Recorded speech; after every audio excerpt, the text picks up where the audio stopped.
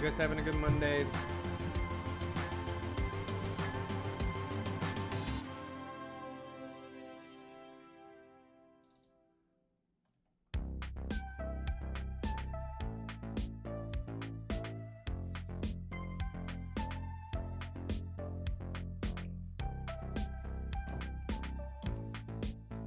Just having a little apple cider.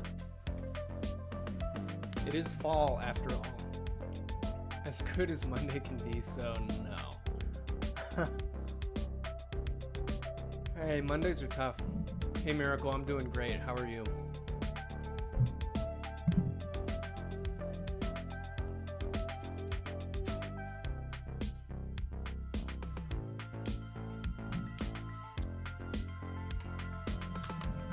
Did you watch the F1 race yesterday? I didn't, Shamik. Who came out on top?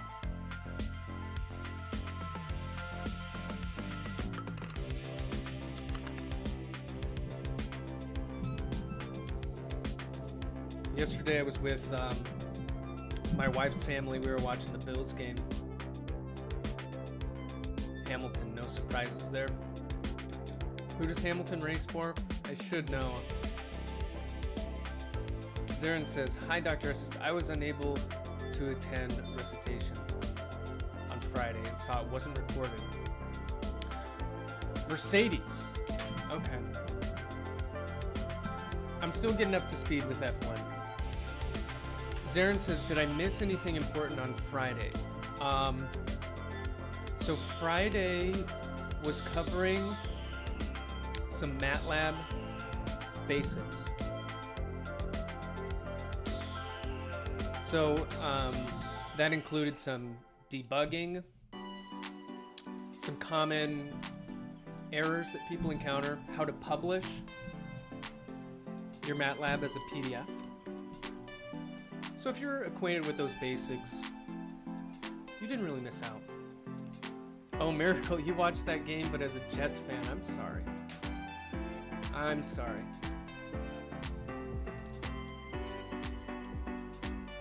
So sad about Max. Who's Max? What happened to Max? Zarin, you're welcome.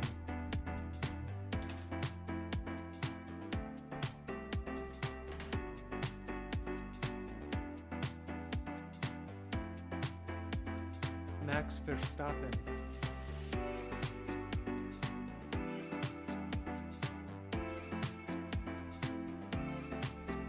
He DNF'd in lap 1. An engine problem? It's kind of crazy to me how that happens, you know? The stakes are so high. I'm just surprised that they don't identify those problems. I mean, I know it's like I obviously don't know all that's involved. It's very complex. It's just kind of crazy that he said on the formation lap his engine stalled. Jeez.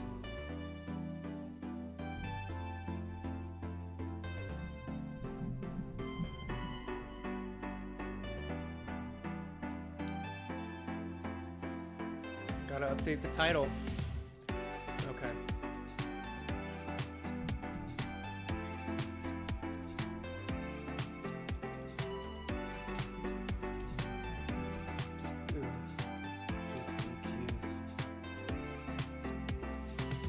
Out of 20 guys, only 13 finished the race. Formula One, really, it's something else. That's extremely high pressure.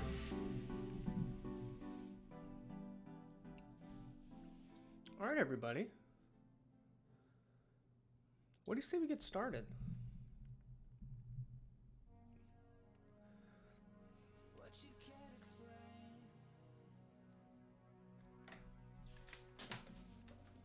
Today, we're talking about kinematic differential equations with Euler rates as well as quaternions. I'm going to start by motivating why this is important for aircraft dynamics.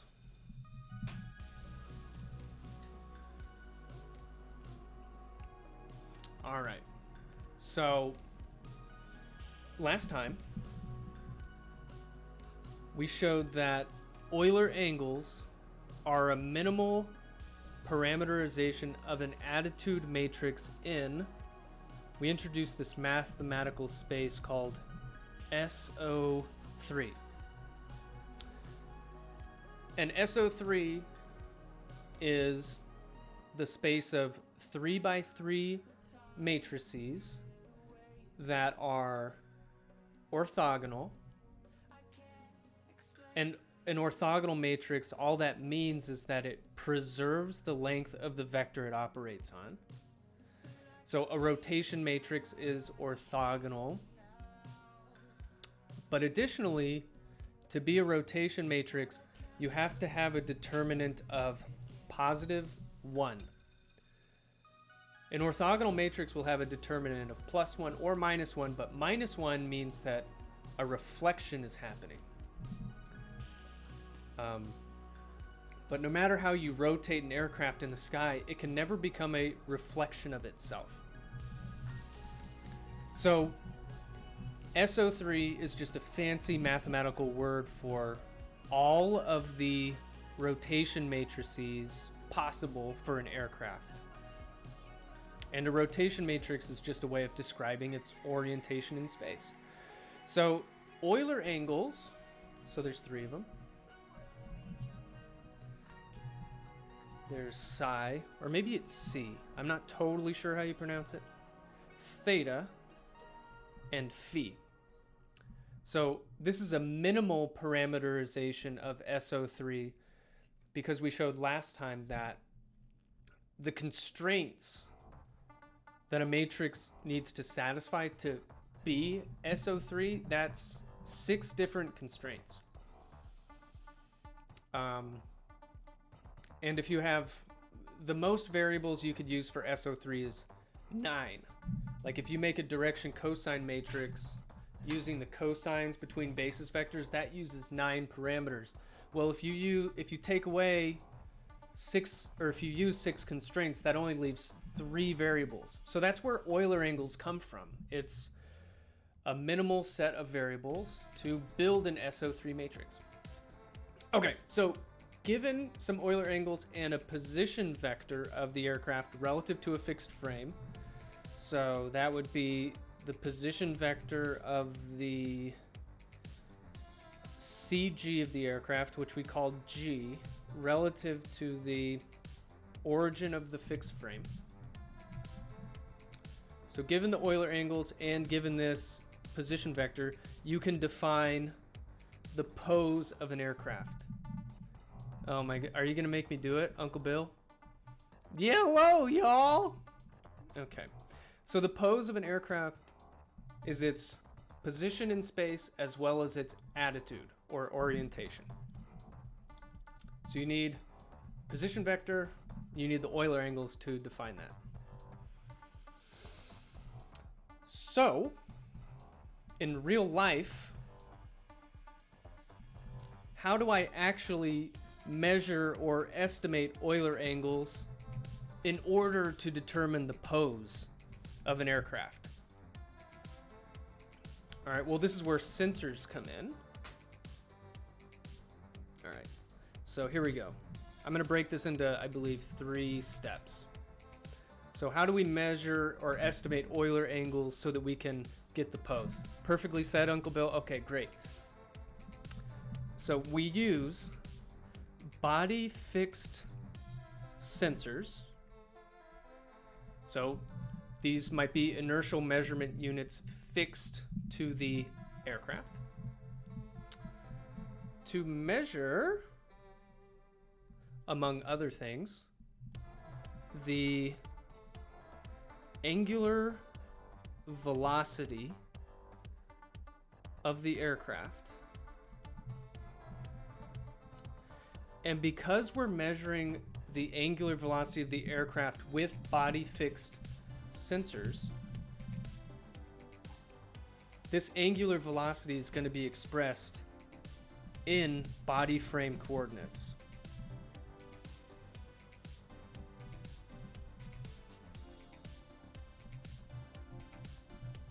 Okay, so first step, you're going to get angular velocity readings from the aircraft. It's going to be in the body frame of the aircraft. All right, next step. Transform these body angular rates. So that's the angular velocity expressed in the body frame. We call those the body angular rates into Euler angle rates.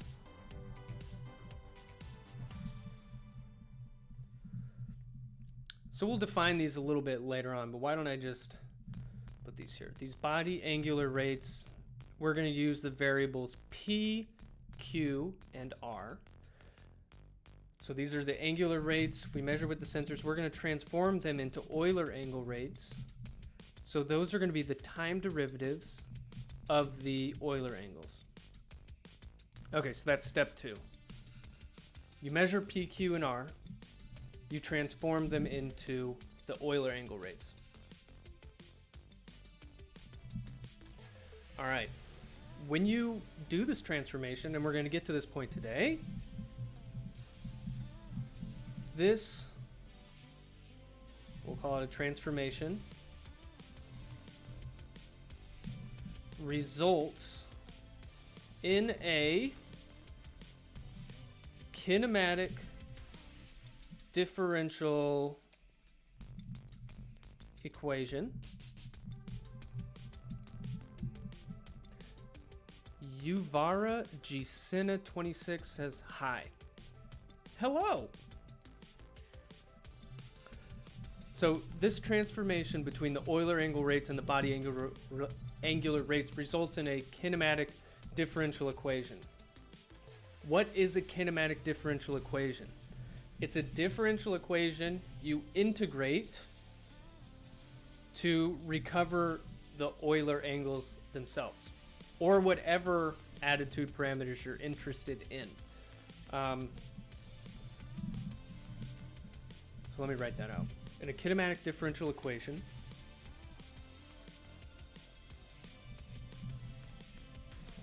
so that just means we can integrate this equation to solve for the Euler angles themselves. So it's like in dynamic systems when you solve a differential equation like x double dot plus blah blah blah x whatever. When you solve that differential equation, it's then in terms of x. There's no derivatives left over. All right.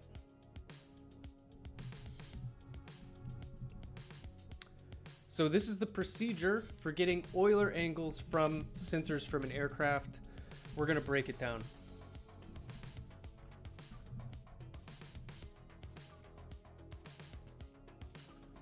So here's another piece of information. We can use the Euler angles to get the pose, but the Euler angles in combination with the Euler angle rates, these are used for aircraft control.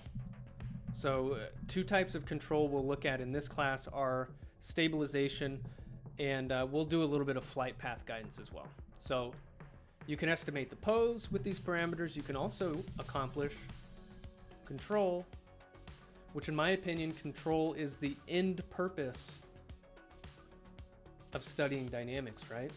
You understand how something moves so that you can manipulate it for your own purposes. For evil or good, that's up to you. I hope you choose for good. Okay, so let's get into it. First, we're going to talk about aircraft angular velocity, because this is where it all starts, right? You measure the angular velocity from sensors mounted to the aircraft. So up above, I mentioned P, Q, and R. So let's break down what exactly they are. All right, so we have our fixed frame over here in blue. It's got its origin. We have G, the center of gravity of the aircraft. So the aircraft angular velocity, so the angular velocity of the B frame relative to a fixed frame F, expressed in body frame coordinates is, let's do this.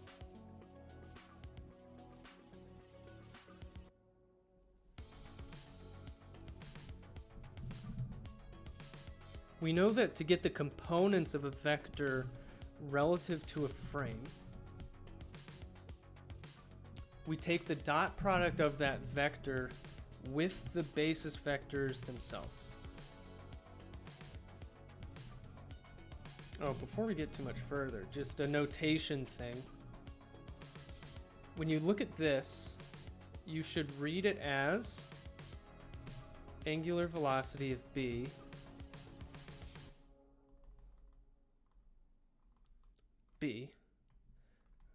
relative to F.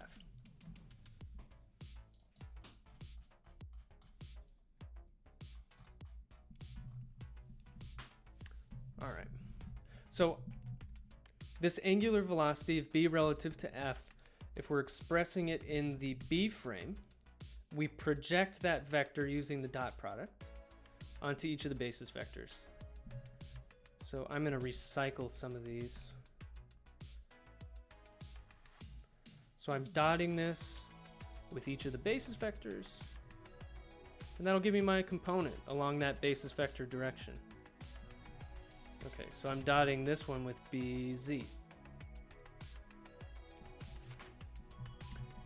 And this is what I define P, Q, and R to be. So P is the projection of the angular velocity vector along the basis vector Bx. And then Q and R.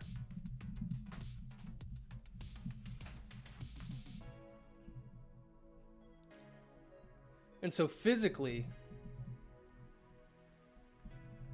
this is what sensor gives us.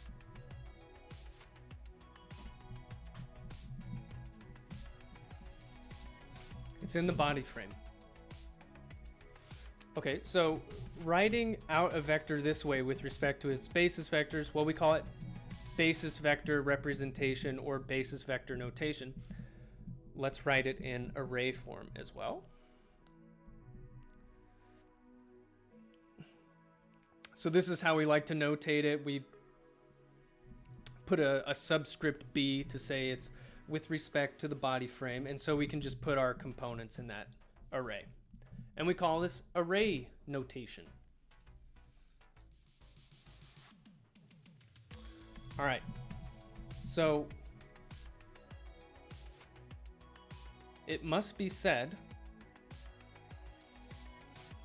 P, Q, and R are not the same as our Euler rates or Euler angle rates.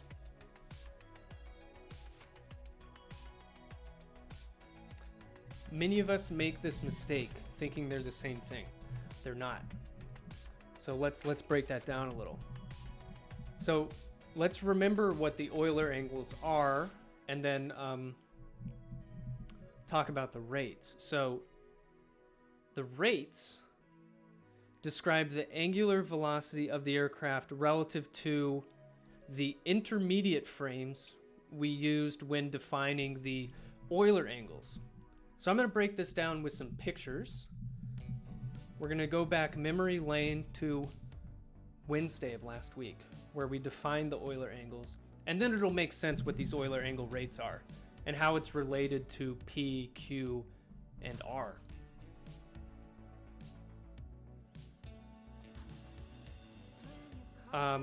Okay, so remember, the Euler angles, you use them to describe the orientation of an aircraft or a spacecraft. And you think of it as 3 successive rotations. So the first I start with the fixed frame, which I have in this dark blue. And I rotate it an angle C or psi, however you prefer to say it. And that brings me to my first intermediate frame. And then I'm going to do another rotation, but I'm going to do it about the intermediate frame. So notice I'm starting with this teal, and I rotate about that frame an angle theta. And then finally, I rotate about this dark green, our second intermediate frame, and finally, I arrive at the body frame, which is expressed in B basis vectors. So when you think about what C dot, theta dot, or wait, I said that wrong. That's phi dot, theta dot, C dot. When you think about what they are, they're angular velocities of these intermediate frames with respect to one another. So the angular velocity of our first intermediate frame, I1, with respect to the fixed frame, that's going to be psi dot. And the way I drew these pictures, we're always rotating about the frame that's, the basis vector that's pointing out of the page. So like for this one, I have Fz, which is equal to I3 prime. That's coming out of the page. And I'm rotating counterclockwise about that. So this angular velocity of those two frames with respect to each other is this. C dot about I3 prime. Now, this second rotation, it's about the 2 basis vector. So that's also known as, I called it I2 double prime. So theta dot, this is describing the angular velocity of the second intermediate frame with respect to the first intermediate frame. So I'm rotating with a rate theta dot about the axis I2 double prime. And then we have one more rotation. And finally, this is going to be how the body frame rotates with respect to the second intermediate frame. So let's get right to it. That's going to be phi dot about bx.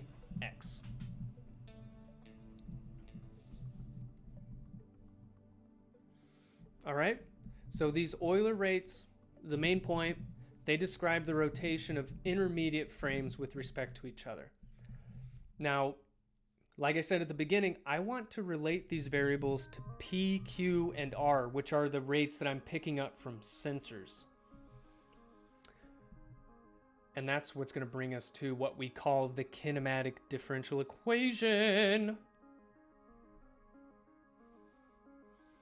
Okay. So, to find the angular velocity with respect to the fixed frame, we need to add those 3 angular velocities up above together.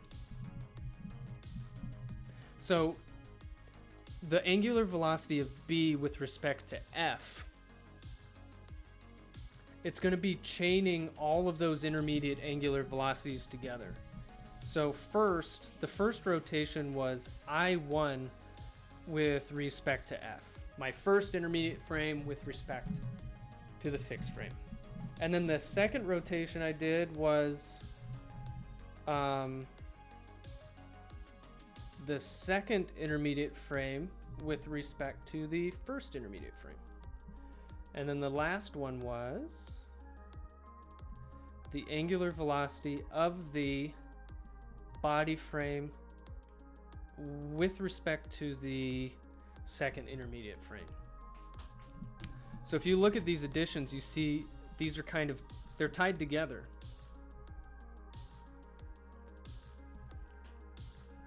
So if I want to go, if I want to get the rate of B with respect to F, I have to add all of these together at the same time. So let's substitute in the expressions from up above. This first one was psi dot about I1 prime. And then this one was theta dot about I2 double prime, I believe. And then the last one, phi dot about Bx, our body frame vector.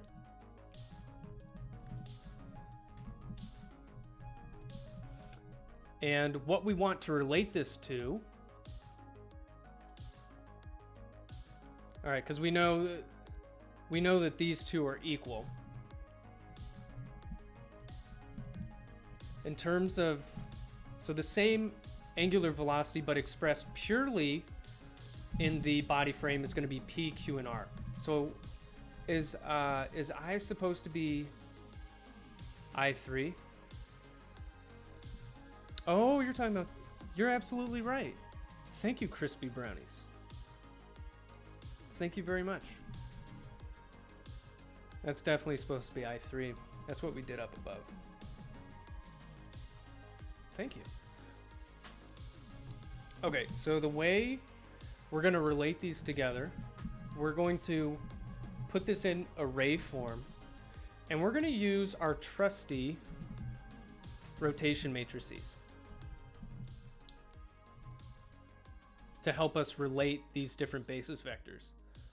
All right, so we're going to relate these two vectors using array notation and rotation matrices.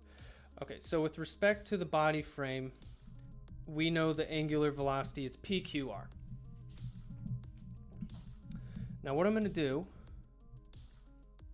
I'm going to take our three components from up above in their different frames and convert them to the body frame so that we can add them together. So we're going to have the angular velocity with respect to the I1 frame. So I'm going to take this first one right here. So it's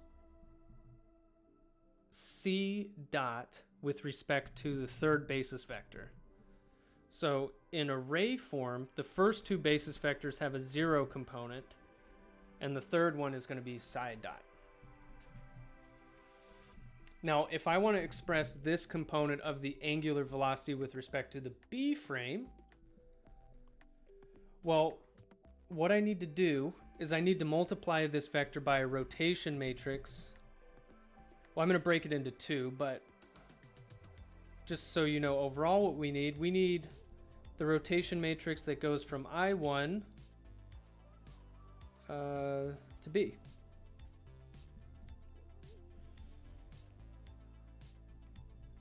And last time we got rotation matrices that can give us this. So we have the rotation matrix from I1 to I2, and we also have the rotation matrix from I2 to B. And this is how rotation matrices work. You can just multiply them sequentially like this. So if those superscripts are compatible, and then these outer numbers tell you, that it's from I1 to B. So I take this component of the angular velocity, I multiply it by the rotation matrix from I1 to B. Now this overall quantity will be with respect to the B frame. Now, all right, let's keep going. All right, our second one, theta dot with respect to I2. I mean, yeah, and this is the second basis vector of that frame. So just like before, it's theta dot with respect to the second basis vector of I2. And it wasn't rotating at all about the other basis vectors in that coordinate system, so those elements are 0 of that vector. Okay, just like before, I gotta relate this to the B frame. So we'll take the rotation matrix from I2 to B. That's a little bit easier this time. We don't have to multiply the matrices. We just have that one ready to go. All right, the last component. We have phi dot with respect to bx, which is the first basis vector of the B frame. So, phi dot with respect to the first basis vector, and there were no other components. And this is already in the B frame, so I don't need to use any rotation matrices.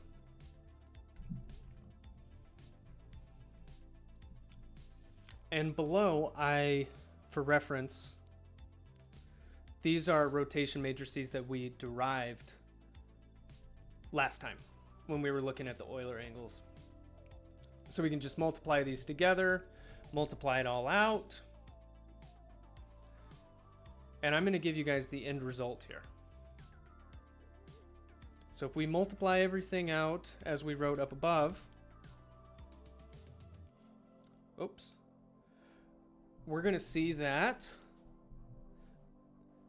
PQR, so the components of the angular velocity in the B frame, are related by this matrix to the Euler angle rates. And remember, our goal is to...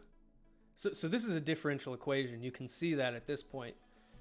I have this vector of derivatives of the Euler angle rates, and it's some function of, well, the Euler angles themselves and the sensor measurements that I'm getting. But this differential equation is in a more convenient format if we invert this matrix so that we just have this vector standing by itself. So if we multiply the left and right sides by the inverse, that's what we're going to call the kinematic differential equation. So let me show you what this is going to be. Okay, so if we invert that matrix, let's just write this out. Okay, so it's going to be 3 by 3. The first column is 1, 0, 0. And the second column, I'm going to use some abbreviated notation for sines and cosines and tangents. So this is sine of phi times tangent theta. And then the 2, 2 element is cosine phi. And then I have sine phi divided by cosine theta. So this is the inverse of that matrix. Cosine phi tan theta. How do you calculate the inverse of that 3 by 3 matrix? I have done it by hand. It's good to do it maybe once in your life. But after that, I would use a symbolic toolbox in MATLAB. Not gonna lie. Nobody wants to invert a 3 by 3 matrix. Just telling the truth. Okay, so this is a kinematic differential equation.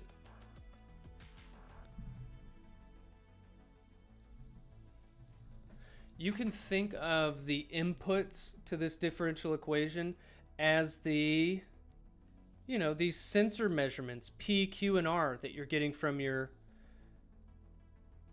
aircraft.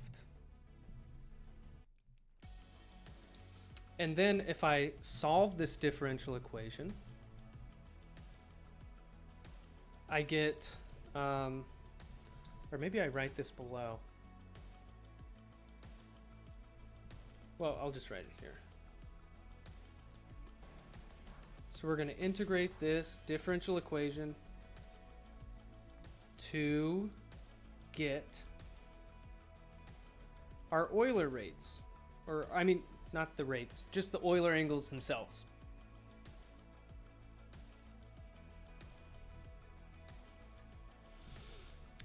And that'll give us the pose of the aircraft.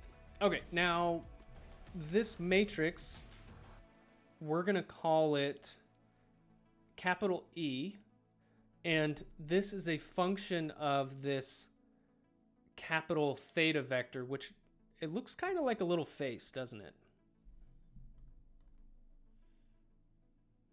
I just had to point that out. It kind of does. Let's erase that though. But now you can't unsee it. So this capital theta vector is the vector of the Euler angles. So this matrix that relates P, Q, and R to the Euler angle rates is E, and it's a function of the Euler angles themselves. Okay, I don't think I need to say anything more about that. We can, okay, let's just write this in a more compact notation. I can say I take the E matrix, it's a function of this vector, and I multiply it by the angular velocity vector expressed in the B frame, because that's what I get from my sensors, from B to the fixed frame F.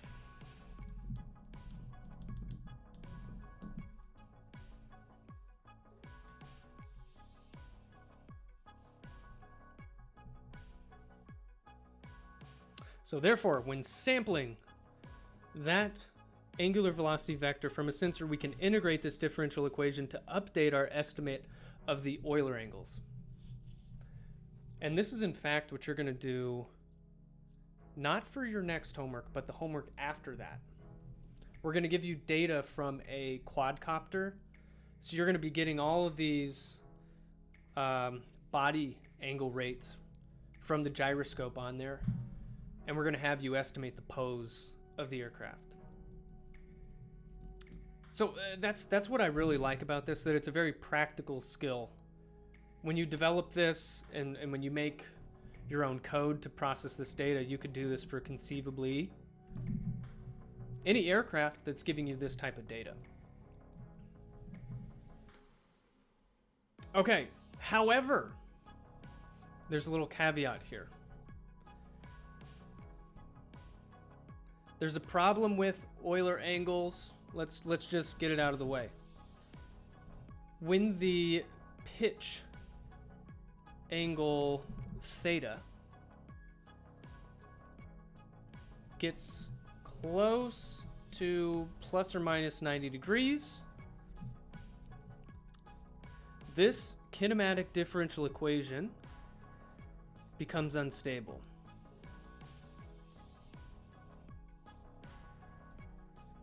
And well, how does that happen? We have some divide by zero singularities.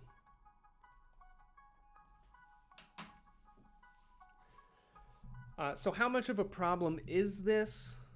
I think for a commercial aircraft, it's probably not a big deal.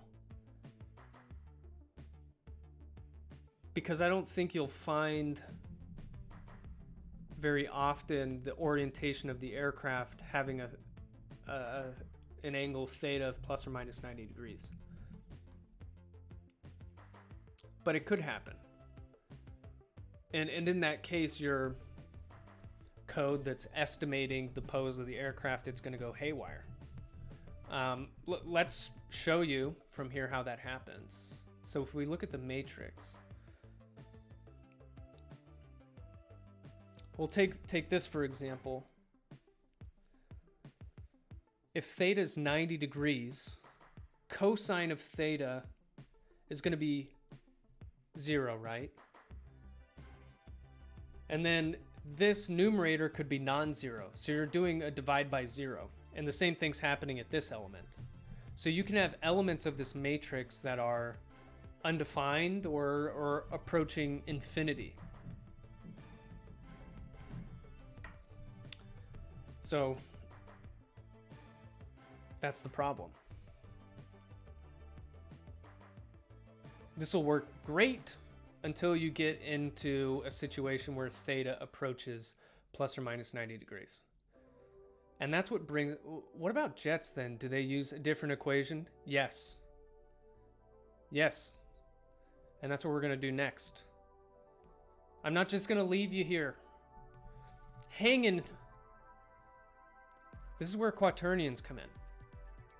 So if you think of a fighter craft that's going through all sorts of orientations, it's not going to be using Euler angles. Or same thing with spacecraft and satellites, because in space, whatever, I'm going to rotate into whatever orientation I need. And the aerodynamics of that aren't a problem. Okay, so let's break down exactly how this works. What equation do the bills use? I would say most of the time Euler angles, and then it gets them into trouble. Like 4 or 5 games in. But most of the time they're okay. You just have to cross your fingers. Okay, so here we go. The problem with the 3-2-1 Euler angles is that when theta nears plus or minus 90 degrees, we have, I don't know if you can read this, but it says singularities. So like a divide by 0 singularity in the kinematic differential equation. Now, by defining aircraft attitude in terms of quaternions, which are also known as Euler parameters, we overcome the issue of singularities. If you use quaternions, you'll have no singularities whatsoever. Well, what is the price we pay? It's not a terrible price, actually. It's not too bad. This comes at the cost of parameterizing the attitude in terms of 4 parameters instead of 3. Okay, so one more parameter. That's not too bad, actually. So what are quaternions? Where do they come from? The idea stems from Euler's principal rotation theorem. Let me tell you what that is. And I'll show you a figure too. Okay, don't get confused by this. You have our fixed frame F. That's in blue. And then superimposed on that, I have the body frame in purple. And the way that these two are related, so this is what principal rotation theorem says. So, wait, let's back it up. What Euler angles would do, it would say that, look, this body frame is rotated to the, is related to the fixed frame by 3 rotations about intermediate frames. The principal rotation theorem says, no. This frame is related to the fixed frame by 1 rotation through an angle that we're going to call gamma. Now the trick is that this angle that this rotation has to take place about a very specific axis, which in this figure is in hat. And this is the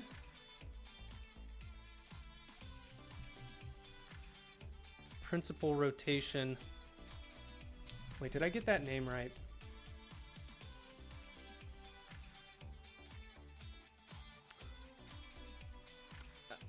Look, okay. Principal axis. It's easier than I thought. So it's a different way of looking at relating frames. It's saying, okay, we're just going to do 1 rotation, but because we're just doing 1, it has to be about a very specific axis called the principal axis. Okay, so let's spell this out.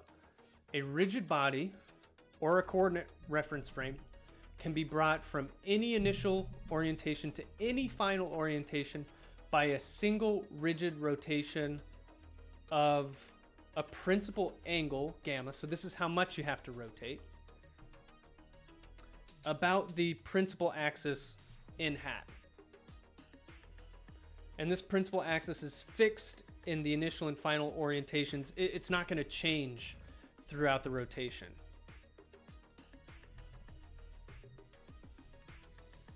Now, I have a bunch of very detailed notes about quaternions, but we're not going to get into them today. I think I'll post them as supplemental material if you really want to get into how this principal axis works. And I know Dr. Darrell covered this in a decent amount in intermediate dynamics as well. But it's pretty interesting. It's a different way of thinking about rotations. Okay. Therefore, to describe relative orientation with this principal rotation perspective, you need to define the principal rotation vector. So let's define this vector in the body frame. So first, I have to project that principal rotation vector onto each of the body frame axes. So first I'm doing bx, then I'm doing by. We do projection using the dot product operation. So let's project onto bz.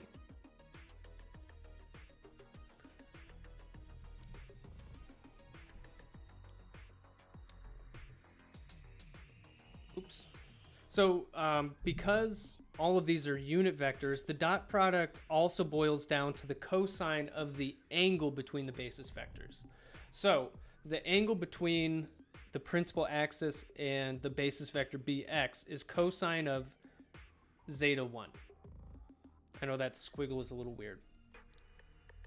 Cosine of zeta 2. So zeta 2 is the angle between the principal axis and basis vector y, and cosine zeta 3.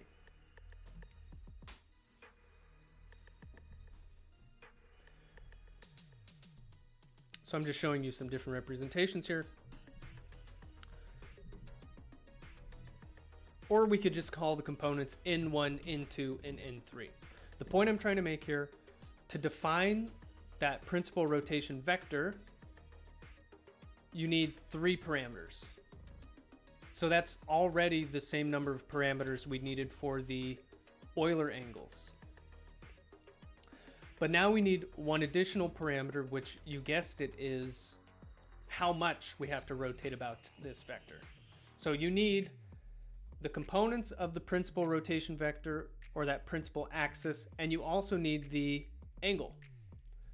So this requires 4 parameters: N1, N2, N3, and gamma. So if you're going to think of rotations this way, you have to define 4 parameters instead of 3.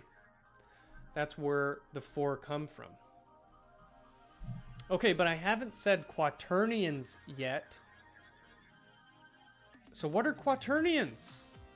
Also known as Euler parameters. What are they? Quaternions are a set of variables defined in terms of N1, N2, N3, and gamma. So it's defined in front of the basis vectors for that axis and that angle. And we define them in this way. So there's 4 of them. Cosine of that angle divided by 2. And then the first basis vector, sine gamma divided by 2. The second basis vector also times sine gamma divided by 2. And the third, sine gamma divided by 2. And you might be saying, why the heck would you define them this way? Why didn't we just pick N1, N2, N3, and gamma? That's a lot easier to keep track of. I'll get to it. Okay, so you can also collect these in a vector, which we'll call capital Q. So that's Q0, Q1, Q2, and Q3. And then even among these four quaternions, we tend to break them down into this Q0 and then little q vector, where this little q is just the collection of Q1, Q2, and Q3. And this just turns out to be for some notation purposes. Later on, it's convenient to break them up in this way.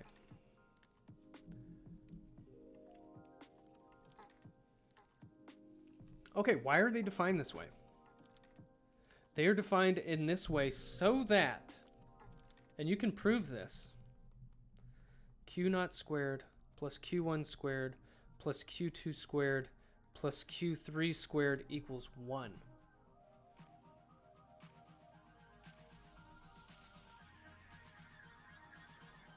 Actually, let's prove it, because it's really not hard to do.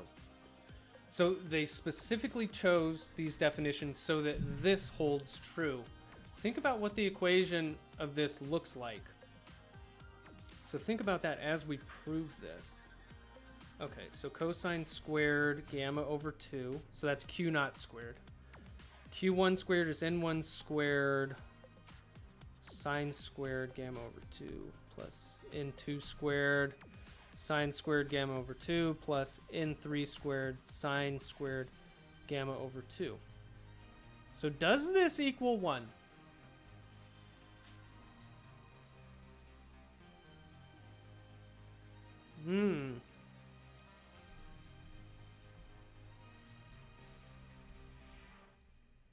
We can factor out all these sine squareds, right?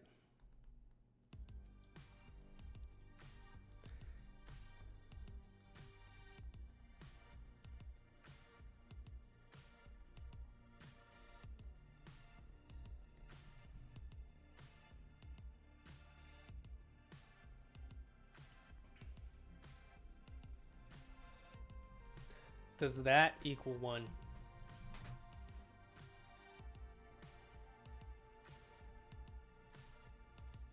Okay, here you have to remember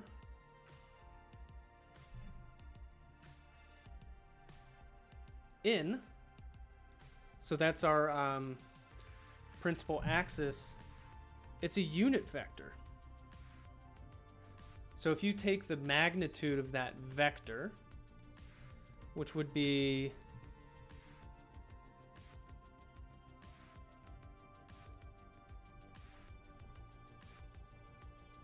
that would equal 1. So this, because n is a unit vector, that's 1. And then you're just left with cosine squared plus sine squared.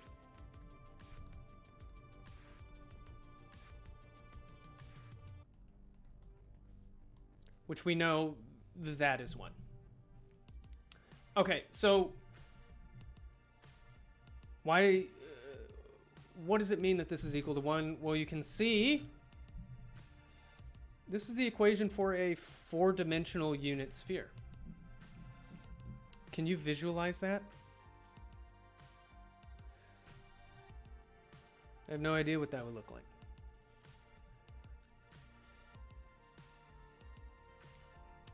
In this way, a given aircraft attitude described by this Q vector, so Q0, Q1, Q2, Q3, we know that all 4 of those parameters are going to add up to 1. So this means that any orientation of an aircraft with respect to quaternions, we represent that orientation as a point that lies on the surface of a 4D unit sphere. That's kind of trippy, right? all possible aircraft orientations can be represented as the surface of a four-dimensional unit sphere.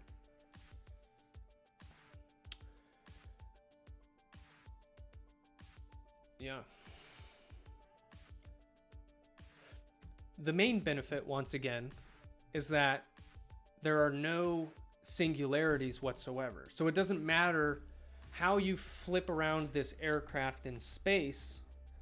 However you orient that aircraft, it's just going to be represented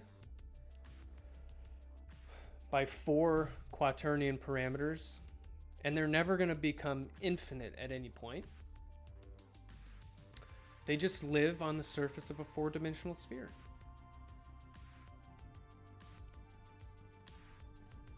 Okay. Now, the rest of this stuff we're not going to derive in lecture with a bunch of detail because that's going to take a lot of time. But I'm going to post some supplementary notes.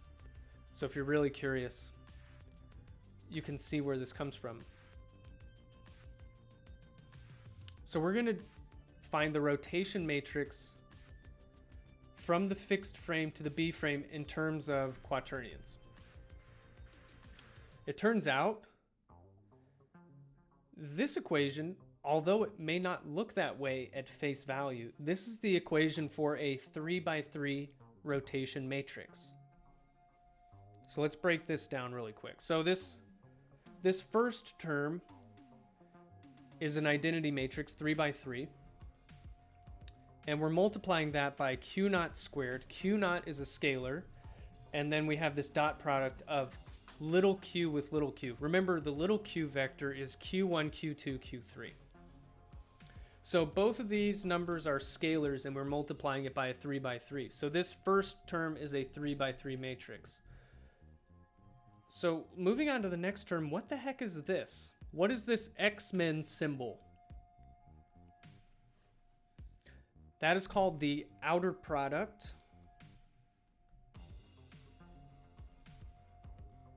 I think it's a really cool symbol.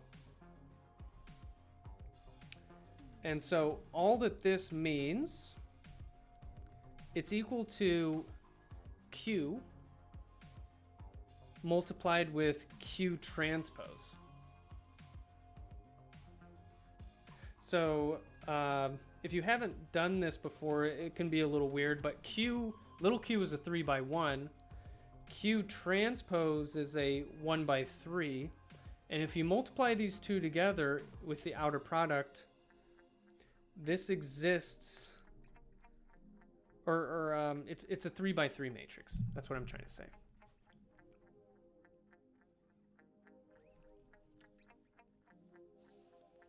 Okay, so the second term, also 3x3. And then the last term, it's 2 times q naught times this function s of the q vector. So we define s in this way, and it's going to come up a couple times. This s vector, in essence, it's a way of expressing cross products as a matrix.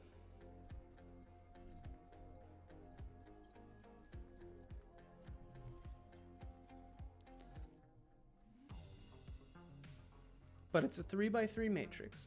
Oops. Minus Q2, Q1, 0.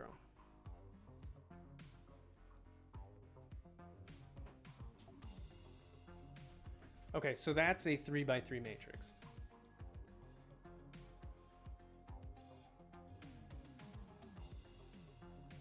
So what we have here, we have an equation, and it is a 3x3. Actually, this thing, maybe take a second, and so I want to show this to you. Q naught.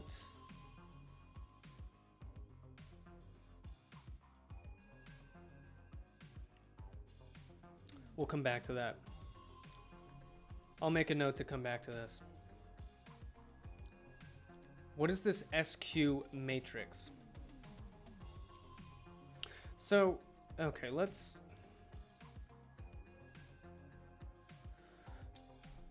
Hold on. I'm trying to remember exactly... I think... Okay. I think it's equal to Q... Whoops. Crossed...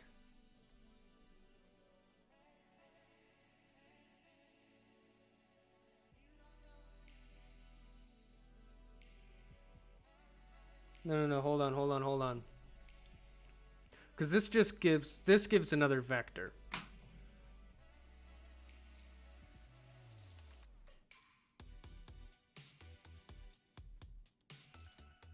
Let me bring this back.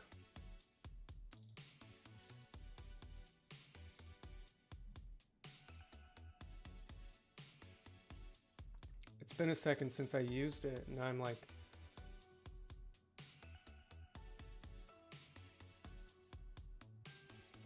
Oh.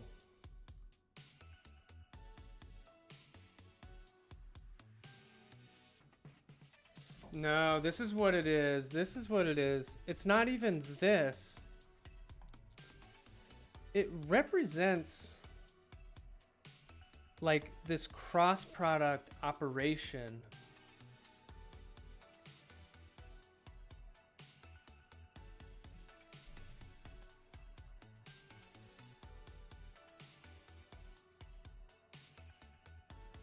Okay, with another vector. So let me show you. Let's say I want to cross Q with just like a generic vector V.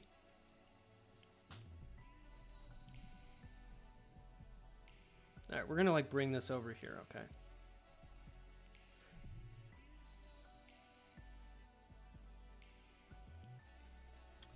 What I'm going to do, I'm going to write this as Q1,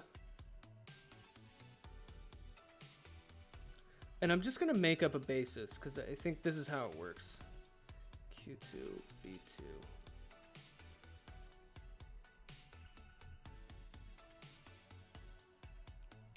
So that'll be Q, and then I'm going to cross it with do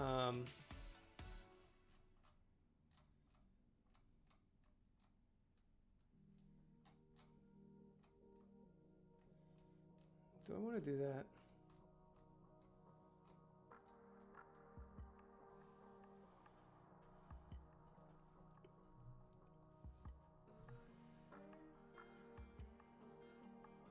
Okay, we'll do this one. V1, B1. V2, B2.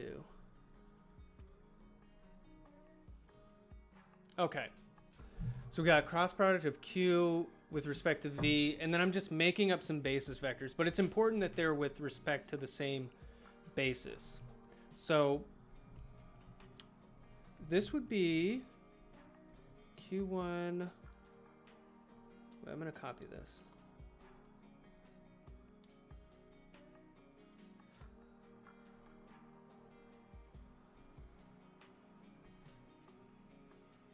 I'm going to distribute this. So it'll be like you take this vector, you cross it with that, and then you add this crossed with V2, B2. Okay. And then we add the last part. V3, B3. Okay, so we're expanding that out.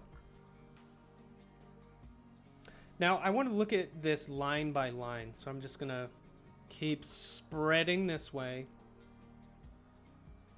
Okay, so this first line,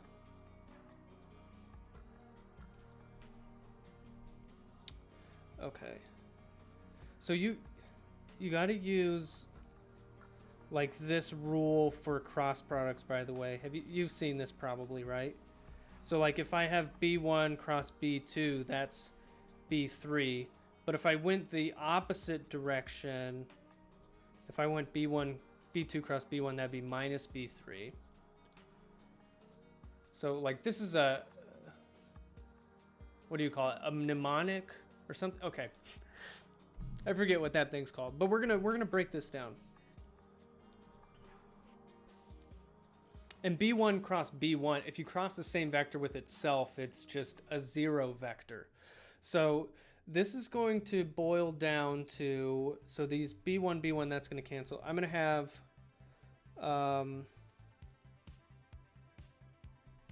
Q2, V1, B2 cross B1, which is minus B3. And then I'm going to have B3 cross B1, which is B2. So that's Q3, V1, B2. So that's what this first line is going to be. Let's just do each line because you're going to add all these together.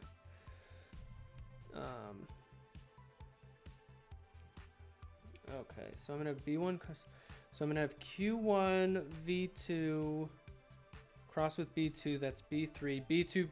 B2 goes to 0. B3 B2 goes to minus B1. B1. Okay, so that's the second line. We're going to do the third line. Okay, B1 cross B3 is going to be B2. Q2 cross B3 is B1. Okay.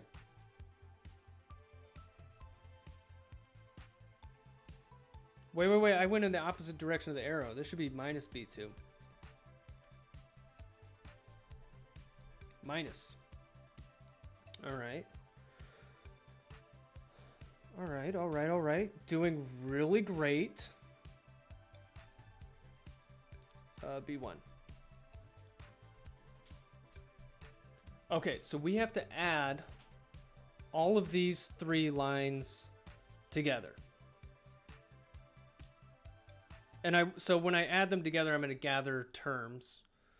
And we're just going to keep moving over to the right, even further. So let's get all the B1 terms first. Okay, so that's going to be Q2 V3 minus Q3 V2 B1. Those are all the B1s, right? And then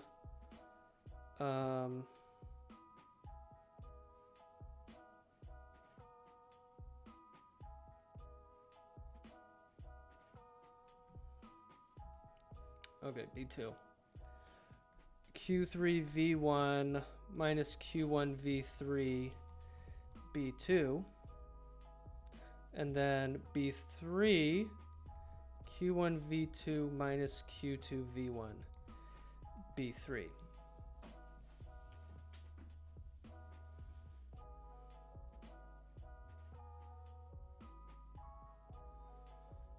Okay. So we got this by Q crossed into V. And then basically this S matrix is trying to turn this into some matrix operating on V.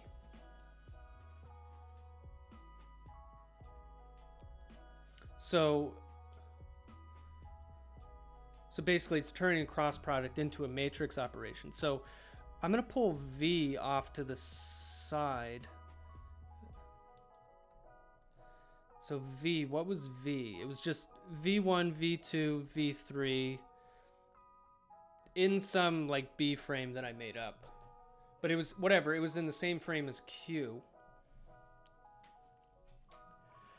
And then I have to choose a matrix so that when I multiply this out, I get the same thing that we got here, which is going to be Q2 V3 minus Q3 V2. So that would be the first element. Q3 V1 minus Q1 V3, and then Q1 V2 minus Q2 V1. And then we just have to solve this puzzle. So the V2 element is multiplied by a minus Q3. So I have to put like a minus Q3 here. And then V3 is multiplied by a V2, so I have to put a Q2 there. And then there's no V1 in that first. You see what I'm doing here? So if I multiply this row with V1, V2, V3, I'll get back this. Q2 times V3 minus Q3 times V2. Okay, then this is Q3 times V1 minus Q1 times V3. And then the last row, I have to have minus Q2 times V1 plus Q1 times V2 and then plus 0 times V3.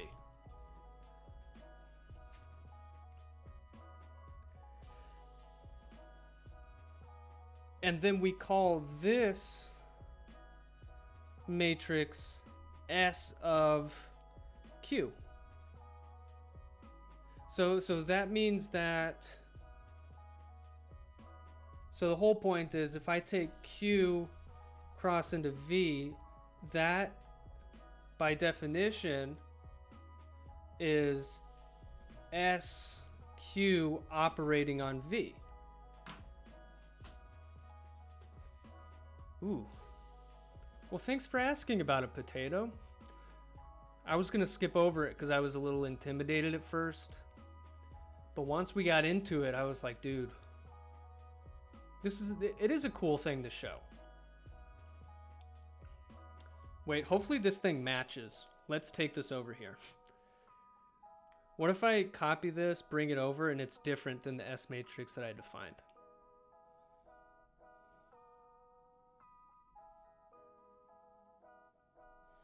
Oh, bless the Lord. They're the same. So now you know.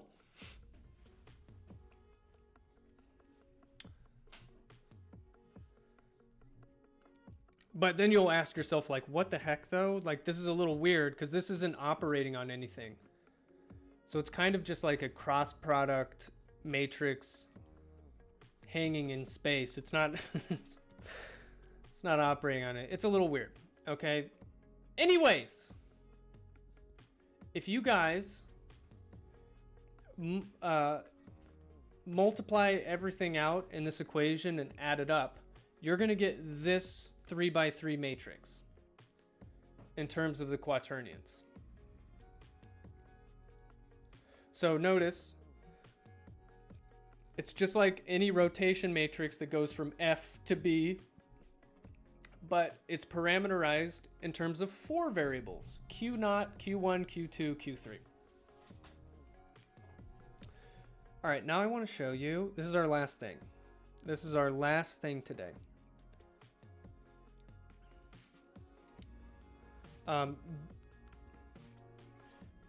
Deriving this one takes a little work as well. Like I said, I have some notes on it. So if you are interested, I can hook you up.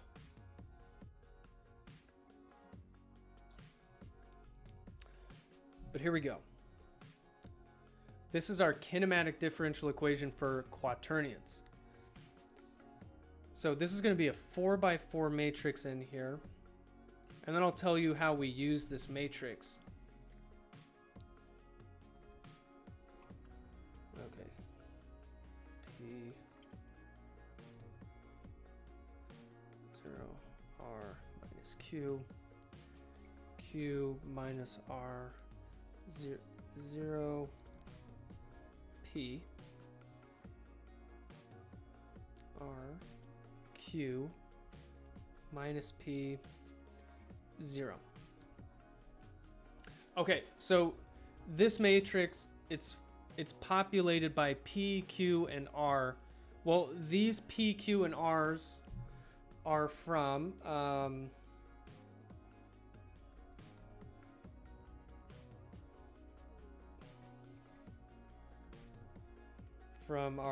friend, the angular velocity vector.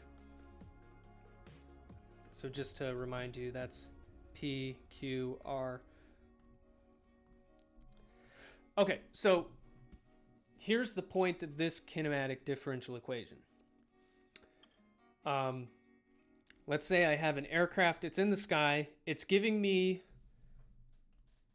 these sensor readings. Angular velocity with respect to the body frame. Okay, so let's say I get a set of P, Q, and R. Once I get that, I can build this matrix. Right? I get those 3 readings, and then I populate this 4x4 matrix with the readings I get from the sensor. Then, assuming that I have some initial condition for my quaternions, so you do need some initial quaternions, then I can integrate this and solve for Q1, Q1. You know what I'm saying. I can solve this differential equation for the quaternions. Once you have the quaternions, that set of 4 parameters corresponds to a unique attitude of an aircraft. So it's just like Euler angles. Given Euler angles, 3 Euler angles, I can tell you this is where the aircraft is pointed in the sky. Well, with quaternions, if you give me all 4 of them, that also corresponds to where an aircraft is positioned. Well, how would you relate it to how it's positioned? It'll go back to this definition, where this tells you the components of the principal axis with respect to the body frame, and this tells you the angle it's rotated about that axis. So if you peel this back, you can translate the quaternions into a unique orientation using a figure like this. So it's just it's a little less intuitive maybe, but that's the point.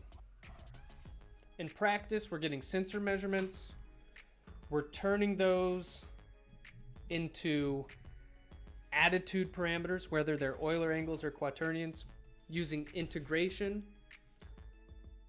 And that tells us where the aircraft is. You're going to get to practice this 2 homeworks from now, I believe, or 1 homework from now. It's like a little bit, it's very near in your future. And with that, that is our content for today. I've shown you a kinematic differential equation for Euler angles and one for quaternions as well. Don't get lost in the math. It's very practical.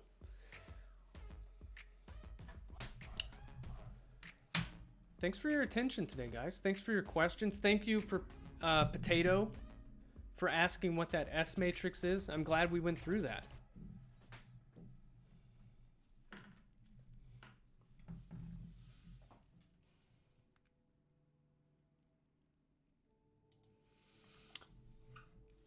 I'll just hang out here for a little bit longer. I gotta rewatch the video again. It was pretty intense. Yeah. It was pretty intense. I agree.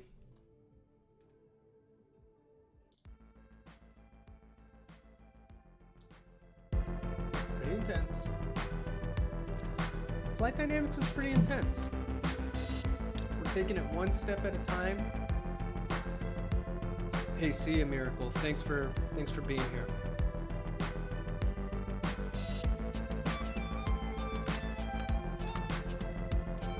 I went to campus today. Briefly. I had to do a little facilities meeting. Let's get some Dua Lipa playing before next class. Look that up. But yeah, like nobody's on campus.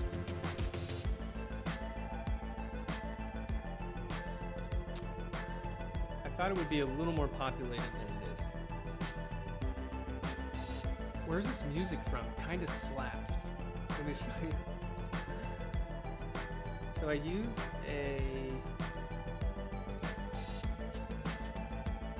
I'm using this, it's kind of cut off. It's the service called Soundstripe. This is called Weeping Tooth Crust by Isaac Joel. But anyways, the special thing about this music provider is you subscribe, you have to pay, but then, I don't know if you can see this on the right, but they give you can get the license for all of these songs. So it's perfect for something like Twitch or YouTube, where you can get into copyright issues. So I'm not gonna have copyright issues for playing this music because I have access to the license. It's called Soundstripe. Our groups have gotten random projects at 451, so do you think we still can do your sponsor project if you're ready to sponsor, or is it too late? Unfortunately, I think it's too late because I have 3 groups, and that's already a lot.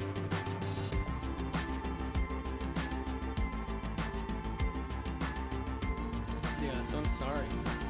I think 3 is the max I can take.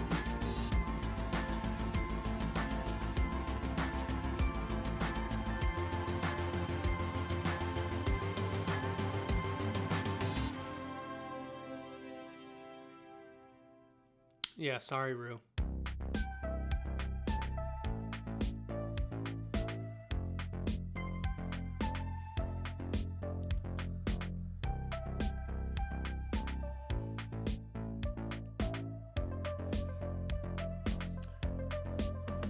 All right, everybody. Thank you for your attention today.